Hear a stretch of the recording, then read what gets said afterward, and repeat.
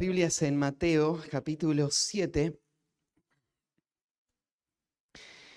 Y estamos estudiando el cierre del Sermón del Monte, en donde el Señor va a llevarnos a un clímax, donde vamos a ver que para Cristo no es suficiente solamente escuchar su enseñanza, lo que Él quiere es que respondamos a ella. Y Él va a dedicar toda esta sección para eso, para ponernos en esa presión de tener que responder. Y podríamos resumir toda esta sección con la exhortación de Cristo como predicador a entrar por la puerta estrecha.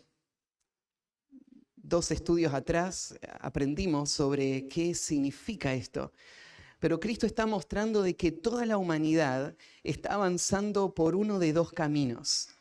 Y la verdad es que la mayor parte de este mundo va a terminar en la perdición eterna y que solamente unos pocos van a encontrar el camino hacia la salvación de su alma. Ese camino no va a ser un camino sencillo. Va a ser un camino difícil, una puerta difícil de atravesar y un camino difícil de transitar, pero ese camino a donde lleva es a las glorias celestiales. Más bien la tendencia de nuestro corazón va a arrastrarnos naturalmente hacia el otro camino, el camino fácil, el camino donde la mayoría transitan hacia su perdición eterna. Lo que Cristo está haciendo al mostrar esta distinción de estos 2 caminos es haciendo una apelación a la gente que le está escuchando a que dejen la confusión de su tiempo y en los deseos de sus corazones y lo abracen a Él como el Salvador de sus almas. Que lo abracen a Él como el Mesías prometido que vino a rescatarles no solamente de la opresión de Roma, sino de la corrupción de su ser.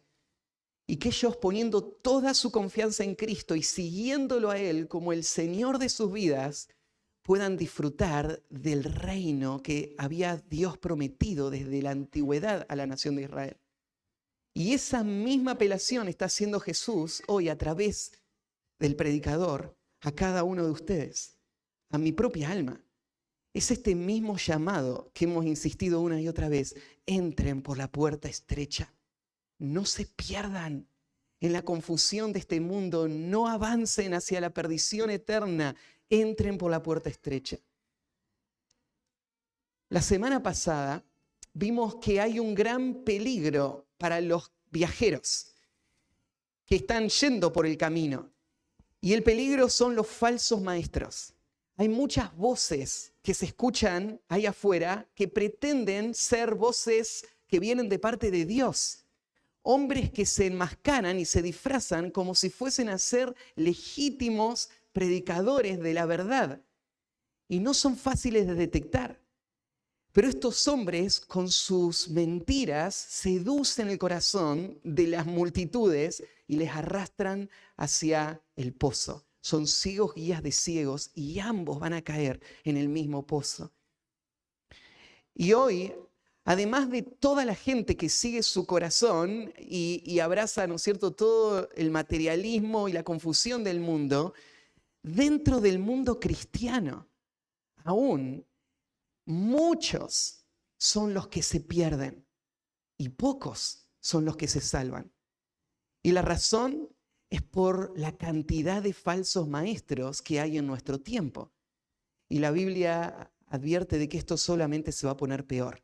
Cuanto más pase el tiempo, la apostasía va a crecer y muchos más falsos maestros van a venir. Así que no nos sorprende que sean tan pocos los verdaderos hombres que están hablando la verdad de Dios y llamando a las personas a ir por el camino estrecho. La mayoría de los hombres solamente rascan el oído de las personas y les siguen alimentando sus deseos en ese camino de perdición. Aún personas que en este mismo momento están sentadas escuchando a estos falsos maestros, seguras de que le están guiando bien, pero que un día van a estar en el infierno. Pero con lo trágico que es esa situación, hoy vamos a ver un peligro que es aún mayor. ¿Qué puede ser aún más terrible que la confusión que generan los falsos maestros y que arrastran a las personas hacia su perdición? El peligro del que vamos a hablar hoy tiene que ver con el autoengaño. El pasaje que vamos a estudiar es uno de los pasajes más serios y más duros de toda la Biblia. Si vos entendés lo que está diciendo este pasaje, no podés no sentir que tu interior se conmueve. Porque este pasaje nos va a dar esta advertencia. Este pasaje nos va a decir que una persona puede estar en una iglesia donde se enseña la sana doctrina. Esta persona puede afirmar la sana doctrina. Puede decir, Cristo es Dios hecho carne. Él murió en una cruz para salvar a los pecadores. Él va a venir a buscar a su pueblo. Él puede afirmar todas las cosas verdaderas. Él puede servir apasionadamente. Una vida totalmente consagrada, de esfuerzo. Dios puede darle mucho fruto y él ver un ministerio que crezca y hacer cosas impactantes. Y aún así, encontrarse con la sorpresa de que va a estar en el tormento eterno después de que esta vida termine.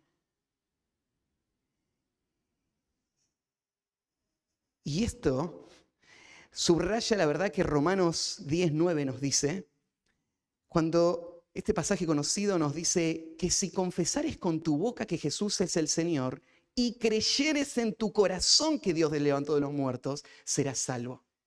Lo que este pasaje que vamos a estudiar nos va a mostrar es que no es suficiente confesar con nuestra boca. Lo que hace a una persona salva es que lo crea en su corazón.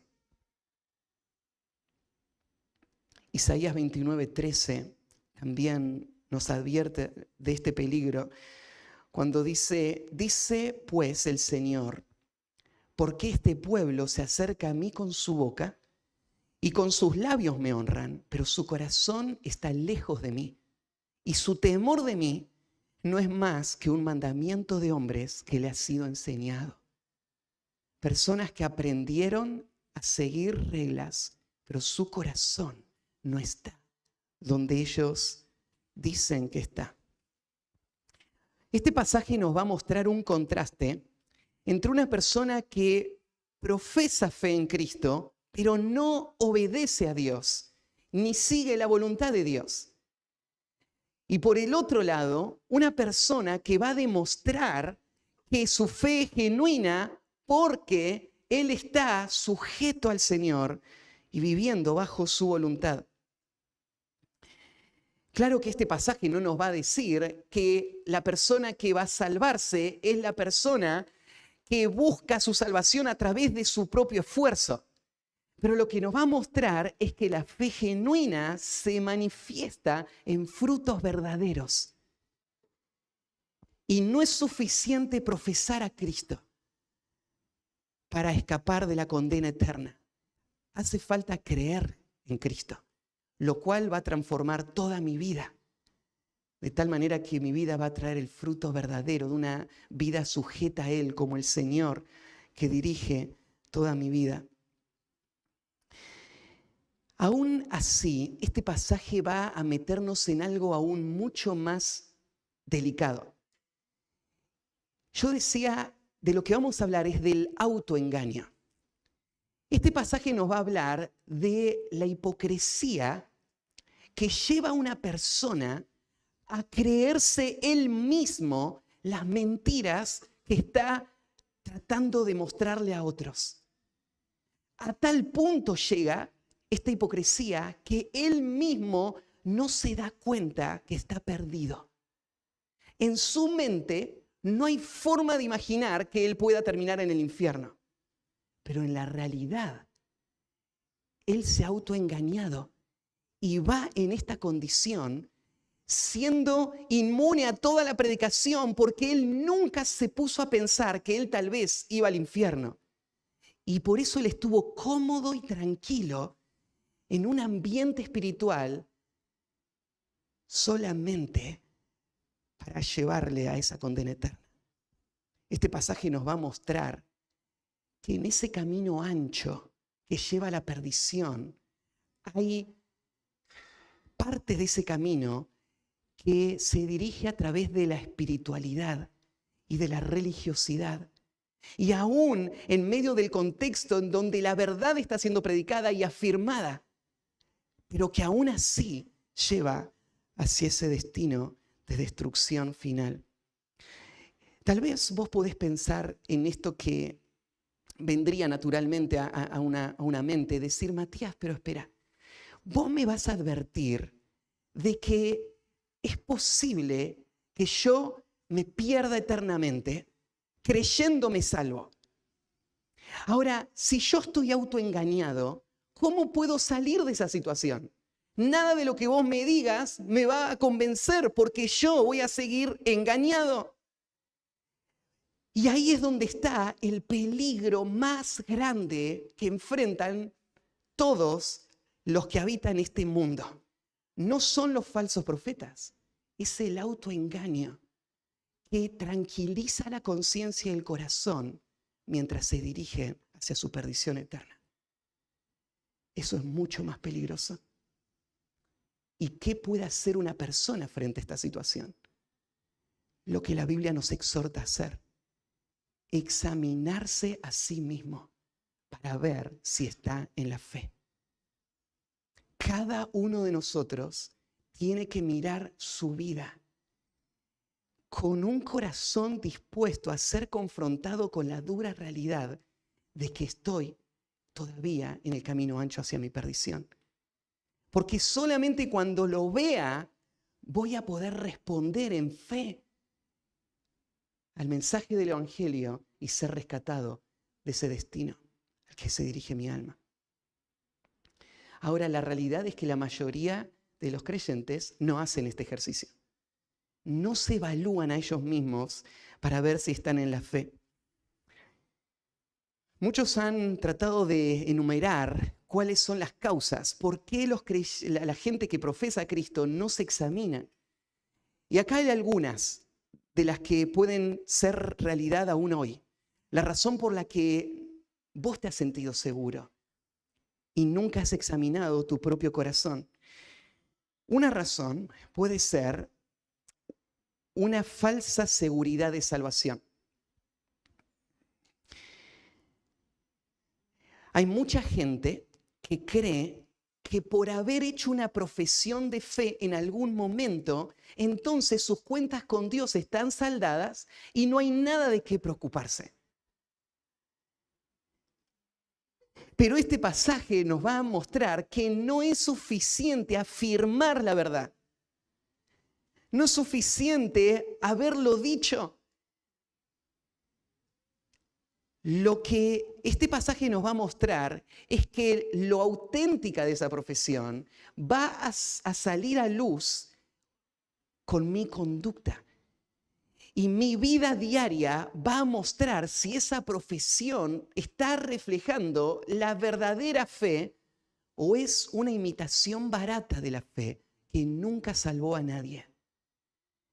Ahora, muchos que predican falsos evangelios se han encargado de adormecer las conciencias de las personas, asegurándoles que son salvas, diciéndoles que no se preocupen en pensar o en dudar de su salvación, cuando en realidad sí deberían estar preocupados, porque su vida no está mostrando ninguno de los frutos de una persona realmente salva. Y la razón por la que muchos van a terminar en el infierno creyéndose salvos es por una falsa seguridad de salvación. Lo más importante de nuestra vida no es tener seguridad de salvación, es tener la salvación que es segura. Muchas personas van al infierno con seguridad de salvación. En segundo lugar, pienso que mucha gente está en ese camino con una conciencia endurecida y no se evalúa a sí mismo porque se han vuelto activistas de la vida cristiana.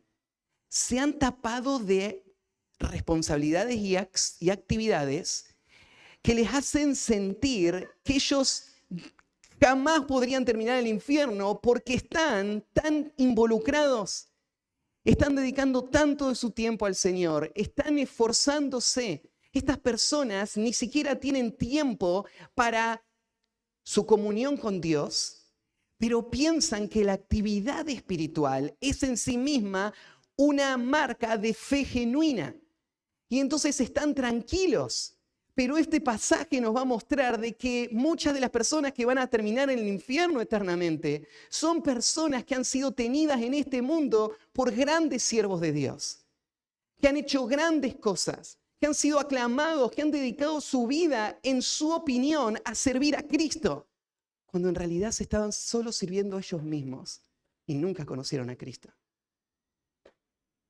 Esa sobreactividad que tapa la falta de fe genuina es uno de los grandes peligros, aún en esta mañana mientras estoy predicando, porque adormece la conciencia para que personas no se pregunten cómo es mi relación con Cristo, porque están tan ocupadas en hacer las actividades que consideran que honran a Cristo.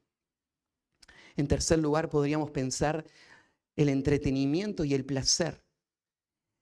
Personas toman la vida de una manera tan superficial que no le dan importancia a asuntos tan trascendentes como el que estoy hablando ahora. Y aún en la mente de la persona, su ocupación todo el tiempo son las cosas vanas de esta vida. Y están tan entretenidos con lo que este mundo ofrece, se sienten tan cómodos y tan contentos con sus vidas, están disfrutando de sus familias y de sus hobbies y de sus actividades y sus proyectos, que no se paran a pensar si lo que estoy viviendo es la verdadera vida de fe o es solamente una imitación barata que sigue arrastrándome al mismo tormento eterno del cual yo creí escapar. Otro peligro sería el intelectualismo cristiano, donde creyentes se sienten tan seguros en la información que tienen. Ellos estudian la Escritura, pero la estudian como un ejercicio intelectual. Y el hecho de poder interpretarla correctamente les da un sentido de superioridad. Y miran a todos los demás cristianos como por ahí abajo. Entonces, si son pocos los que se salvan, seguramente yo estoy entre ellos. Porque nadie entiende la Escritura tan bien como yo la entiendo. Pero el conocer la verdad, la doctrina sana, en profundidad, no garantiza que vos has escapado del tormento eterno, sino cómo yo respondo a esa verdad. Cómo esa verdad cala en mi corazón y me transforma personalmente. Cómo yo tiemblo ante la palabra. Y el último sería la familiarización con los términos cristianos. Con el paso de los años hemos escuchado tanto, las mismas palabras, las mismas ideas, que la escuchamos una vez más y lo que decimos en nuestra mente es, sí, eso yo ya lo sé. Pero el creyente nunca tendría que tener esta actitud, ¿no? Nadie tendría que tener esta actitud. Nuestro corazón debería estar expectante, ansioso de que la palabra del Señor haga una obra nueva cada vez en nuestro corazón. Nos exponga, nos confronte aún esas verdades que hemos escuchado 1000 veces. Pero esa familiaridad endurece el corazón y mantiene a tanta gente en las iglesias cristianas en nuestro tiempo yendo al tormento eterno. De esto va a hablar este pasaje. El título del mensaje de hoy es El peligro del autoengaño espiritual. Y vamos a dividir este pasaje en 3 partes para estudiar este peligro. Y al final, hacer un llamado a examinar tu propio corazón. Leemos el versículo 21 al 23, que es el pasaje que vamos a estudiar esta mañana. No todo el que me dice, Señor, Señor, entrará en el reino de los cielos, sino el que hace la voluntad de mi Padre que está en los cielos. Muchos me dirán en aquel día, Señor, Señor, ¿no profetizamos en tu nombre? Y en tu nombre echamos fuera demonios, y en tu nombre hicimos muchos milagros. Y entonces les declararé: nunca os conocí, apartaos de mí, hacedores de maldad.